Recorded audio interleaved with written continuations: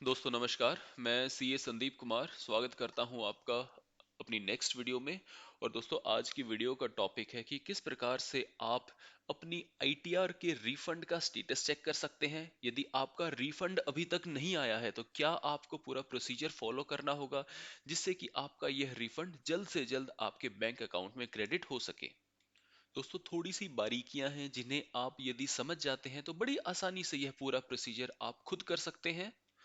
पूरे live demo के साथ हम आपको पूरा प्रोसेस दिखाएंगे कि किस प्रकार से कैसे सिनेरियो में आपको उसे किस तरह से डील करना है।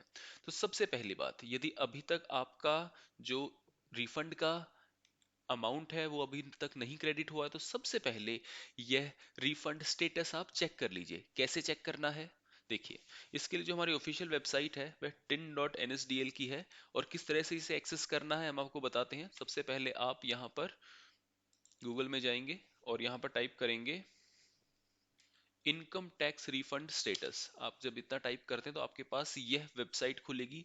दोस्तों यह ऑफिशियल वेबसाइट है रिफंड स्टेटस एनएसडीएल। आपको इस पे क्लिक करना होगा। tin.nsdl की ये वेबसाइट है, इसे ध्यान से देख लीजिए।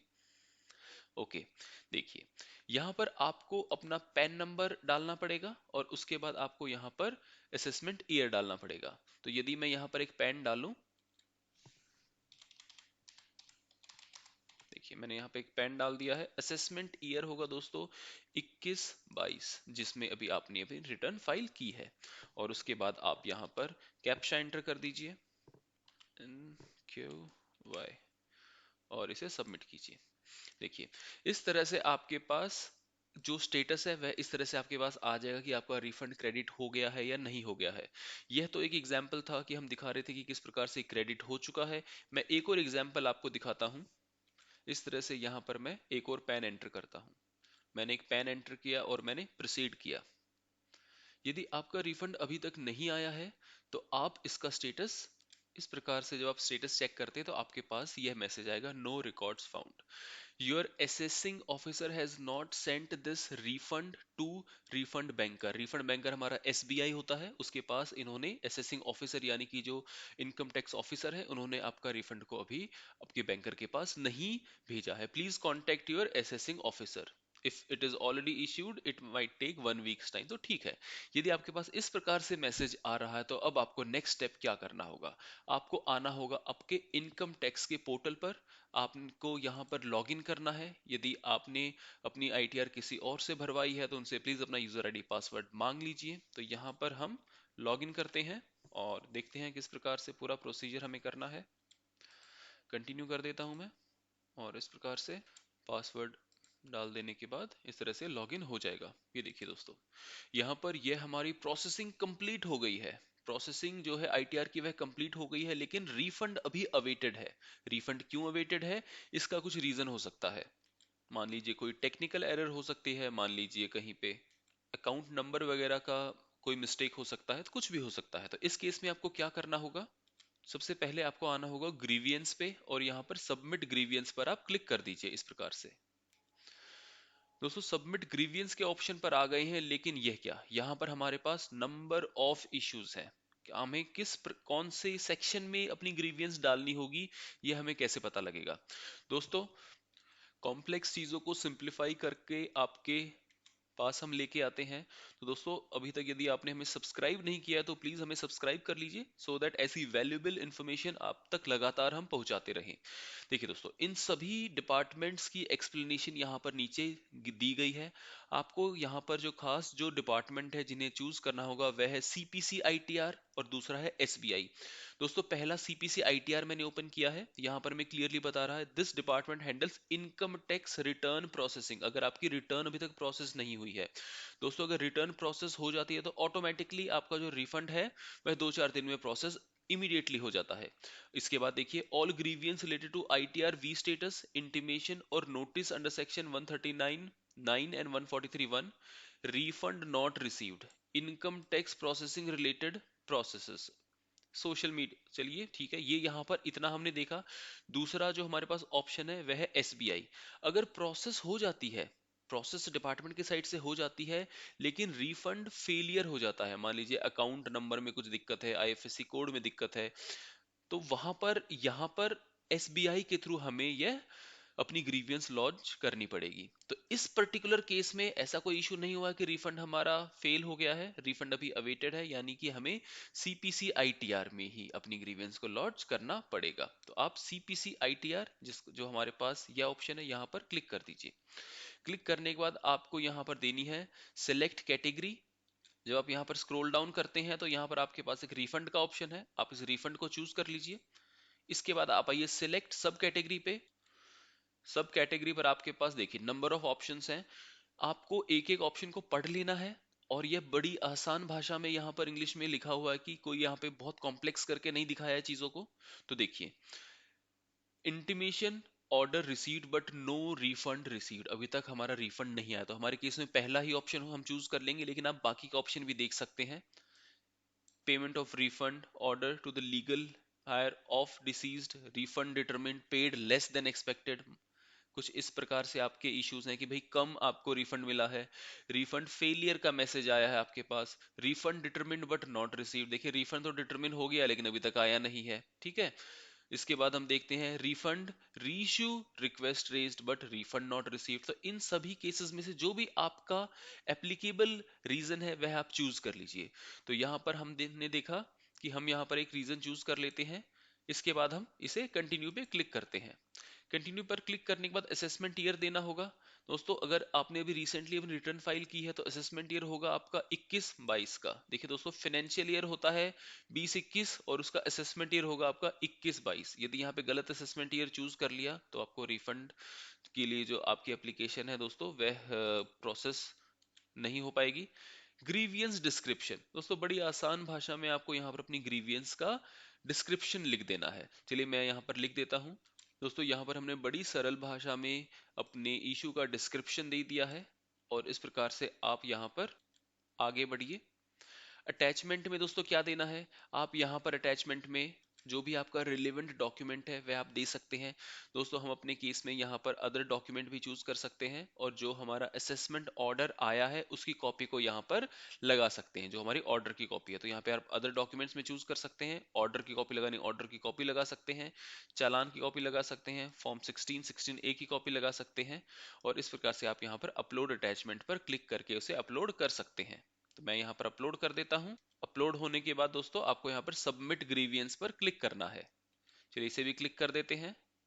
दोस्तों इस प्रकार से यह ग्रीवियंस जो है वह सबमिट हो गई है। इसका एक नंबर है, आप इस नंबर को नोट कर लीजिए और इसके बाद आप इसका जो स्टेटस है वह आप इनकम टैक्स के पोर्टल पर लगातार चेक कर सकते हैं।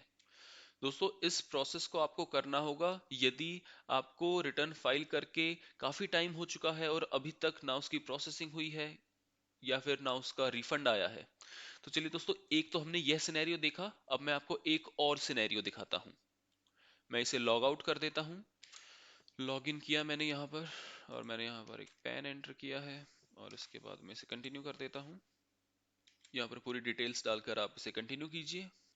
इस प्रकार से आपके पास देखिए एक सिनेरियो है जहां पर रिटर्न आपकी फाइल हो चुकी है, वेरीफाई हो चुकी है, प्रोसेसिंग, बट प्रोसेसिंग आपकी कंप्लीट नहीं हुई है। यानी कि इस रिटर्न की दोस्तों प्रोसेसिंग ही कंप्लीट नहीं हुई है।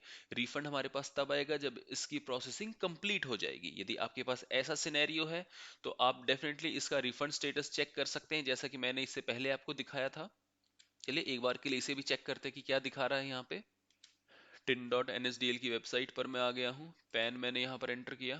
पैन एंटर करने के बाद मैंने यहाँ पर असेसमेंट ईयर चूज कर लिया है। तो आप गेस कीजिए क्या होगा, 21, 22। और इसके बाद आप यहाँ पर कैप्चा कोड एंटर कर दीजिए। और हाँ दोस्तों, यदि अभी तक आपने हमें सब्सक्राइब नहीं किया है तो सब्सक्राइब कर दीजिए, जिससे कि लगातार हम अब तक ऐसी वैल्यूएबल वीडियोस पहुंचाते रहे। प्रोसीड करते हैं। No records found, your assessing order has not sent this refund to refund banker. तो दोस्तों इस केस में आपको क्या करना होगा, देखिए सिर्फ यहाँ पर स्टेटस चेक करना इज नॉट इनफ, आपको यहाँ पर अपनी रिटर्न का प्रोसेस का स्टेटस भी देखना होगा कि क्या स्टेटस है। तो यहाँ पर आपकी रिटर्न जो प्रोसेस ही नहीं हुई है, यानी कि रिफंड से रिलेटेड इश्यू तो है लेकिन उससे पहले जो मेन कॉज है वह यह है कि आपकी रिटर्न ही प्रोसेस नहीं हुई है। तो इसके लिए हमें ग्रीवियंस सबमिट करना पड़ेगा और देखते हैं क्या है पूरे प्रोसेस में। हमें क्लिक करना होगा ग्रीवियंस पर। उसके बाद हम देखेंगे दोस्तों कि कौन सी कैटेगरी में इस केस में हम ग्रीवियंस को सबमिट करेंगे। तो ग्रीवियंस पे आ जाइए। यहाँ पर आने के बाद आपके पास मल्टीपल ऑप्शंस है। अब हम देखेंगे कि हमें कौन से सेक्शन में इसे ग्रीवियंस को आपको करना होगा। तो जैसा कि मैंने आपको बताया था, यहाँ से हमें सीपीसी आईटीआर पे जाना पड़ेगा। मोस्ट ऑफ द टाइम्स आपका यहीं से काम चल जाएगा। सीपीसी आईटीआर में आने के बाद आप देख सकते हैं यहाँ पर क्लियरली मेंशन्ड है income tax processing related issues. ठीक है, तो यदि आपका इनकम टैक्स की प्रोसेसिंग रिलेटेड कुछ इश्यू है, जो कि हमारे इस केस में है कि आपकी आईटीआर जो है वो प्रोसेस नहीं हुई है, तो आपको सीपीसी आईटीआर के तहत यहाँ पर अपना ग्रीवियंस डालना होगा। तो मैं सीपीसी आईटीआर पे आ जाता हूँ। इस प्रकार से आप इसे चूज कर लीजिए। जैसे आप चूज करते हैं उसके बाद आपके पास यहाँ पर है सिलेक्ट कैटेगरी। कैटेगरी में आप यहाँ पर चूज करेंगे प्रोसेसिंग। लेकिन अगर आपको और कोई सिनेरियो है तो आप वो यहाँ पर चेक कर सकते हैं, मल्टीपल ऑप्शन है आपके पास। तो आप यहाँ पर प्रोसेसिंग को चूज कर लेंगे हम इस केस के आधार पर। और इसके बाद आप यहाँ पर इसे सिलेक्ट सब कैटेगरी चूज कर लीजिए। यहाँ पर आपके पास मल्टीपल ऑप्शंस आप देख सकते हैं। आप यहाँ पर जो रेलिवेंट ऑप्शन है वह चूज करेंगे, वह रहेगा आपका अदर्स प्रोसेसिंग। बेसिकली आपकी प्रोसेसिंग हुई ही नहीं है। इसके बाद आप यहाँ पर कंटिन्यू पर क्लिक कर दीजिए। जब कंटिन्यू पर क्लिक करते हैं, यहाँ पर आप अपना असेसमेंट ईयर डाल दीजिए विच इज 21-22। और यहाँ पर आप अपना जो ग्रीवियंस है उसका डिस्क्रिप्शन डाल दीजिए। ग्रीवियंस का डिस्क्रिप्शन हमने अभी आपको थोड़ी देर पहले बताया था, उस हिसाब से आप अपना ग्रीवियंस का डिस्क्रिप्शन डाल सकते हैं। और उसके बाद आप स्क्रॉल डाउन कीजिए, यहाँ पर आप अटैचमेंट लगा दीजिए। यहाँ पर क्या अटैचमेंट लगेगा दोस्तों, अटैचमेंट कोई मैंडेटरी नहीं है। पिछले केस में आपके पास था अटैचमेंट, आप लगा सकते हैं क्योंकि वहां पर आपकी रिटर्न जो है प्रोसेस हो गई थी। अभी यहाँ पर प्रोसेस ही नहीं हुई है। अगर प्रोसेस ही नहीं हुई है तो आपको यहाँ पर रिलेवेंट कोई भी अटैचमेंट लगाने की जरूरत नहीं है। आप इसे बड़ी आसानी से सबमिट कर सकते हैं। जब आप यहाँ पर स्क्रॉल डाउन करते हैं तो यहाँ पर सबमिट ग्रीवियंस पर आप क्लिक कर दीजिए। जैसे आप सबमिट करते हैं ग्रीवियंस, ये आपकी ग्रीवियंस सबमिट हो जाएगी और फिर इसके पास एक ऑफिशियल टिकट नंबर जनरेट होगा जिसे आप नोट डाउन कर सकते हैं। विद इन 4 to 5 डेज या 1 वीक्स टाइम यह आपकी ग्रीवियंस रिजॉल्व हो जानी चाहिए। आइडियली नॉर्मल तौर पर यह इतने टाइम में ग्रीवियंस रिजॉल्व हो जाती है और होपफुली आपका जो रिफंड है वह आसानी से आ जाएगा। दोस्तों, हमने डिस्कस किया है पूरा प्रोसेस एक डेमो के जरिए। हो सकता है कि आपका सिनेरियो थोड़ा बहुत अलग हो, लेकिन यदि आपने वीडियो ध्यान से देखी है तो आपको हमने पूरा प्रोसेस समझाया है। जो ऑप्शंस चूज करने हैं, यदि आपके केस में कोई और ऑप्शन है तो आप डेफिनेटली उस अदर ऑप्शन को चूज कर लीजिए और आप अपनी ग्रीवियंस को सबमिट जरूर कर दीजिए। इसके अलावा यदि फाइल करते समय आपके पास कोई और प्रश्न है, कुछ और डाउट्स हैं, तो आप सर्टेनली हमें कमेंट सेक्शन में पूछ सकते हैं। आपने देखा ही होगा कि हम जल्द से जल्द अपने कमेंट्स का रेजोल्यूशन प्रोवाइड करते हैं अपने सब्सक्राइबर्स को। तो दोस्तों, I hope this video was useful. यदि आप चाहते हैं कि हम और किसी सिमिलर टॉपिक पर वीडियो बनाएं तो हमें कमेंट सेक्शन में जरूर बताइए, हम इस पे जरूर वर्क करेंगे। Thank you so much for watching dear friends, and जय हिंद।